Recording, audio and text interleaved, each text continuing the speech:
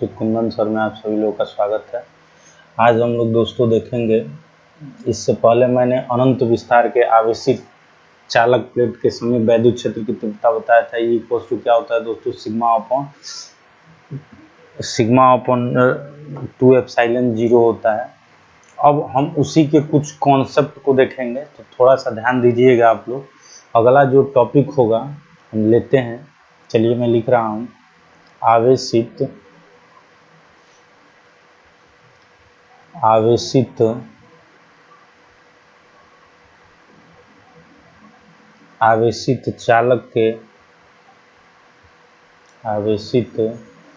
चालक के कारण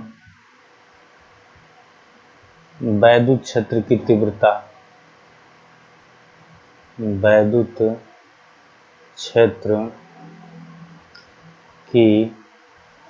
तीव्रता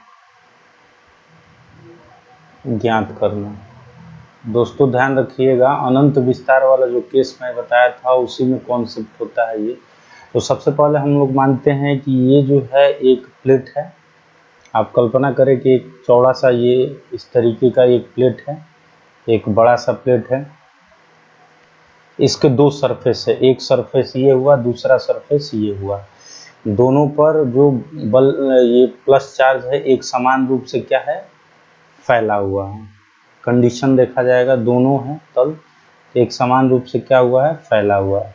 क्योंकि जैसा कि आपको पता है कि यह मेटल है और मेटल के अंदर जो है, मेटल यानी चालक जो है पदार्थ है, इसके अंदर वैद्युत बल रेखा तो प्रवेश नहीं करेगी, इसलिए इलेक्ट्रिक फील्ड ई का मान क्या होगा दोस्तों, इसके अंदर तो 0 होगा। अब देखते हैं कि इसके बाहर क्या कंडीशन होगी। अगर मैं एक पॉइंट मान लूँ दोस्तों, यहाँ पर एक पॉइंट मैं मान लूँ P, एक पॉइंट हमने मान लिया कि P, जहाँ पर इन दोनों प्लेटों के कारण यानी दोनों सरफेसों के कारण वैद्युत क्षेत्र की तीव्रता निकालना है। जबकि आपका कंडीशन ये होना चाहिए कि यहाँ पर जो इसका पृष्ठ का आवेश घनत्व है वो क्या है दोस्तों, सिग्मा है। पृष्ठ का आवेश घनत्व क्या है, सिग्मा है। इस प्लस के कारण बल रेखाएं कहाँ जाती है, बाहर। तो अगर इसके कारण अगर हम वैद्युत क्षेत्र निकाले तो ये क्या होगा, पहले सरफेस के कारण वैद्युत क्षेत्र की दिशा कहाँ होगी दोस्तों, राइट साइड। क्योंकि प्लस से बल रेखाएं कहाँ निकलती है, मैं थोड़ा समझा दे रहा हूँ। प्लस से जो होती है बल रेखाएं जो होती है बाहर की तरफ निकलती हैं। तो ये वाली कंडीशन आपको समझ में आ रहा होगा कि प्लस से बल रेखाएं कहाँ निकलती है, तो बाहर। ये तो कंडीशन हो गई बाहर वाली। पहले पृष्ठ के कारण वैद्युत क्षेत्र की तीव्रता कहाँ होगी, राइट साइड में होगी।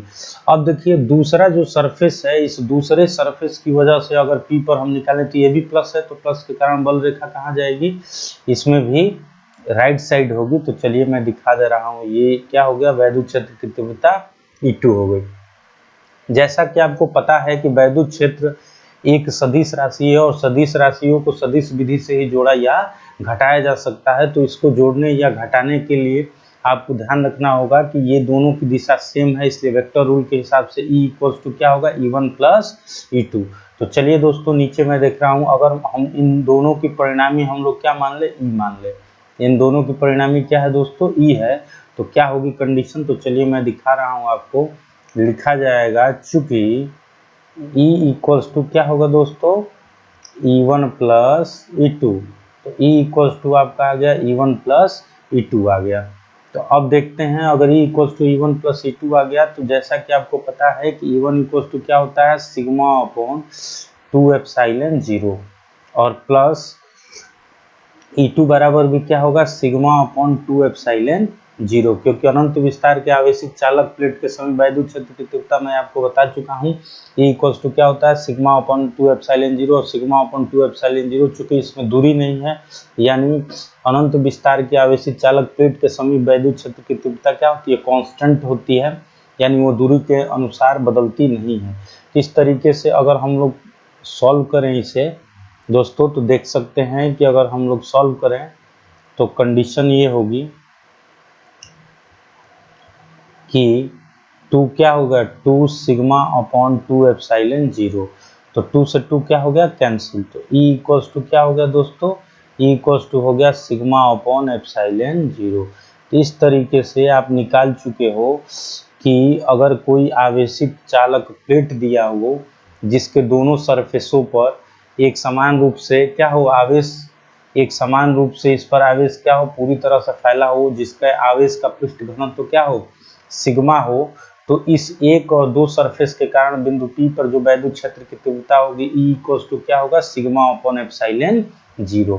तो ये आप देख सकते हैं कि ये इसका फर्स्ट अनुप्रयोग था, यानी अनंत विस्तार के धारावाही चालक प्लेट वाला केस जो था ये क्या था दोस्तों, ये पहला, ये आप देख सकते हैं ये फर्स्ट पॉइंट था, ठीक है, ये वाला क्या था फर्स्ट था। अब हम लोग दूसरा देखेंगे, दूसरी कंडीशन चलिए देखते हैं दोस्तों, दूसरा मैं हेडिंग दे रहा हूं। तो दूसरा जो है आपका दो समांतर, लिखेंगे दो समांतर प्लेट जिनमें दो समांतर प्लेट जिनमें एक धनावेशित तथा दूसरा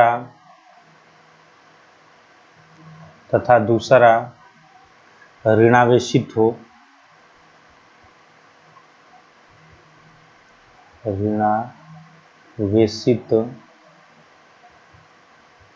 ऋणावेशित हो के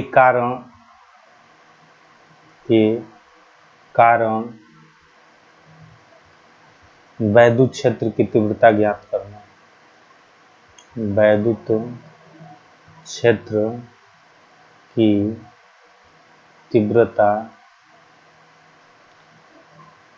ज्ञात करना, ठीक है दोस्तों, ज्ञात करना।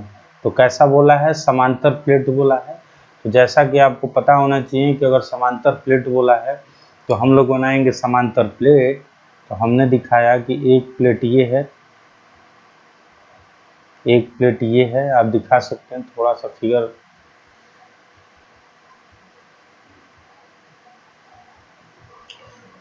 मैं फिगर बना रहा हूँ, थोड़ा सा आप ध्यान दें। तो अगर हम लोग देखें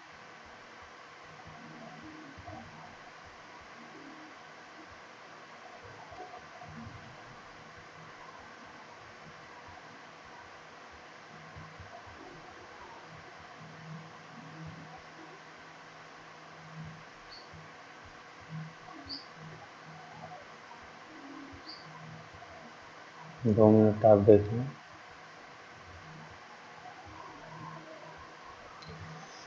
अब हम लोग प्लेट बना लेते हैं।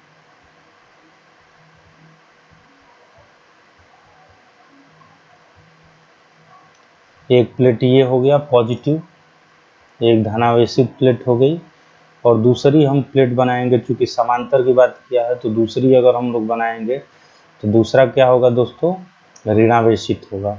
तो ये प्लेट हो गई आपकी नेगेटिव। अब 3 पॉइंट हम लोग मानेंगे, एक अंदर एक बाहर, और यहाँ पर हम लोग मान लेते हैं क्या दोस्तों P1, यहाँ पर हम लोगों ने मान लिया P1, इस पॉइंट पे मानेंगे हम लोग P2, और एक बाहर पॉइंट मानेंगे क्या P3।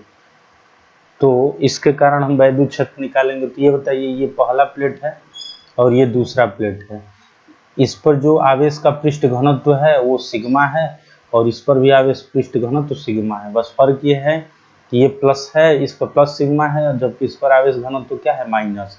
प्लेट पॉजिटिव भी दोनों हो सकते हैं या दोनों नेगेटिव भी हो सकते हैं, या एक प्लस और दूसरा नेगेटिव हो सकता है।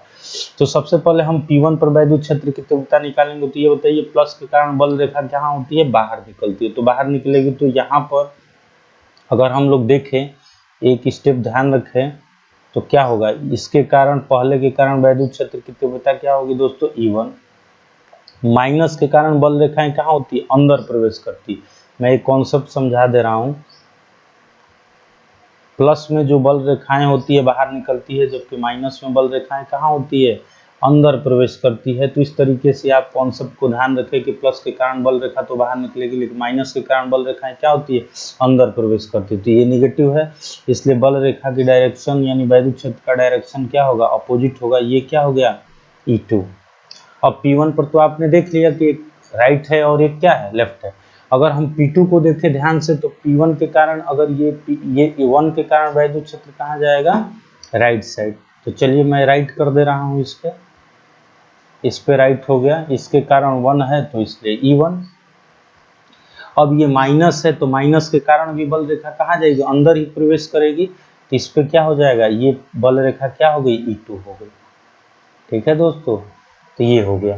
अब इसमें दोनों की दिशा क्या है, सेम है, तो दोनों की दिशा सेम होगी तो जोड़ देंगे। अब P3 पे देख लेते, ये बताइए प्लस के कारण बल रेखा कहाँ जाएगी, बाहर।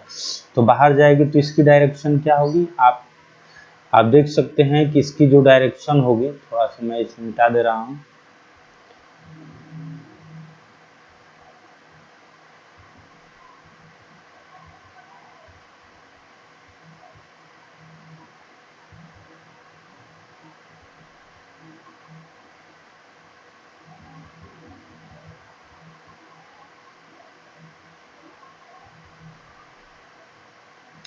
चलिए अब हम लोग देख लेते हैं यहाँ पर, ये पॉइंट क्या हम लोग माने थे दोस्तों, P3। तो इस प्लस के कारण बल रेखा कहाँ जाएगी, राइट साइड, जो कि बल रेखा क्या हो गया, E1। और ये क्या हो गया, और ये नेगेटिव है तो नेगेटिव में बल रेखा कहाँ आती है, अंदर प्रवेश करती है, इसलिए इसका डायरेक्शन कहाँ होगा, लेफ्ट में, यानी राइट में आप कर सकते हैं। यानी ये दिखा रहा है कि मतलब बल रेखा कहाँ जाएगी, माइनस में प्रवेश करेगी, जबकि ये वाला जो दिखा रहा है प्लस से बल रेखाएं कहाँ निकलती है, बाहर, इसलिए वैद्युत क्षेत्र लेफ्ट में होगा, जबकि माइनस में बल रेखाएं कहाँ जाती है, अंदर जाती है, इसलिए E2 का डायरेक्शन कहाँ होगा, लेफ्ट में होगा।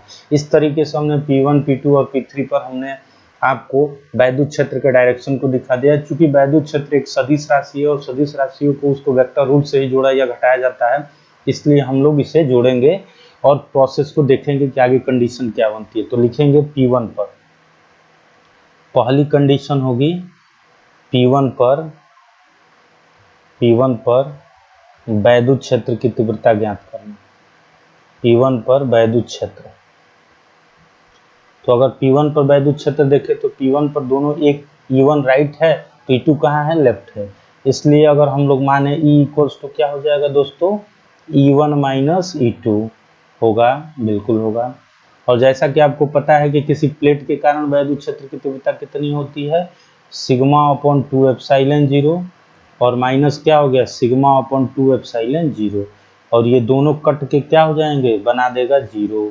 इस तरीके से आप कह सकते हैं कि प्लेट के बाहर वैद्युत क्षेत्र की तीव्रता यानी P1 पर तीव्रता क्या होगी, 0 होगी। अब थोड़ा दोस्तों हम लोग निकाल लेते हैं 2 पे, दूसरा पॉइंट देख लेते हैं P2 पर वैद्युत क्षेत्र। तो अगर हम लोग P2 पर वैद्युत क्षेत्र की बात करते हैं तो P2 पर भी वैद्युत क्षेत्र निकाल लेते हैं।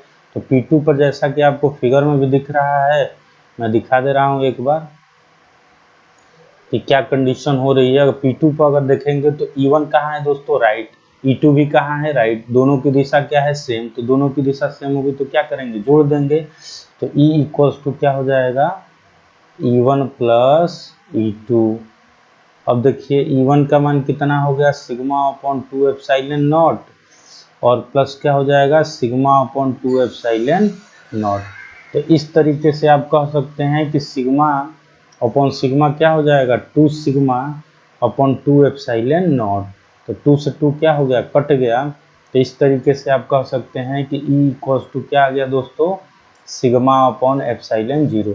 तो अतः कह सकते हैं कि प्लेटों के बीच वैद्युत क्षेत्र की तीव्रता कितनी होगी, E equals to sigma upon epsilon 0 होगी।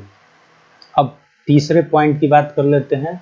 चूंकि तीसरा पॉइंट क्या है, P3 है, तो P3 कहाँ है जी, P3 में E1 कहाँ है, लेफ्ट में है, जो P2 का कहाँ है, राइट में है। यानी लेफ्ट का मतलब बाएं और राइट का मतलब दाएं, बाएं और दाएं है, यानी दोनों का डायरेक्शन अपोजिट है, उल्टा है। और वेक्टर रूल कहता है कि जब अपोजिट डायरेक्शन हो तो दोनों को क्या करेंगे दोस्तों, घटा देंगे। तो चलिए देख लेते हैं। अब आगे लिखेंगे तीसरा पॉइंट, अगर हम लोग देखें तो लिखेंगे बिंदु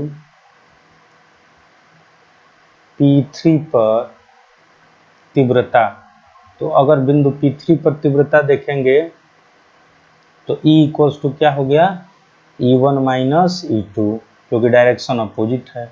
और E1 की वैल्यू क्या होगी, सिग्मा अपॉन 2 एप्सिलॉन 0, और माइनस सिग्मा अपॉन क्या होगा, 2 एप्सिलॉन 0।